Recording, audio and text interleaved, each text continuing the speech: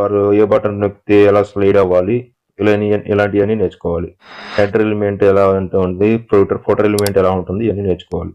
CS ఏంటంటే మనం రాసే ఫామ్కి స్టైలింగ్ చేయటం, టేబుల్ని స్టైలింగ్ చేయటం, ఇలాంటివన్నీ బాగా ఫ్లెక్సిబుల్గా నేర్చుకోవచ్చు మనం సిఎస్ఎస్ ఉంటే. ఆ స్టైలింగ్ అనే దాన్ని చేయటం కోసం సిఎస్ఎస్ అని వాడతాం. దీంట్లో చాలా ఉంటాయి.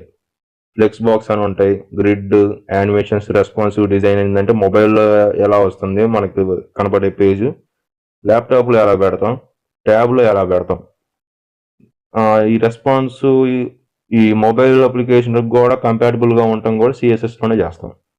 Next Java script. ఈ జావా స్క్రిప్ట్ అనేది చాలా ఇంపార్టెంట్. ఈ జావా స్క్రిప్ట్ నేర్చుకోవడం వల్ల మన రియాక్ట్ జేఎస్ చాలా ఈజీగా ఉంటుంది.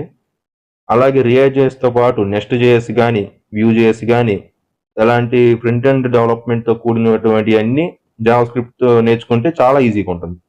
సో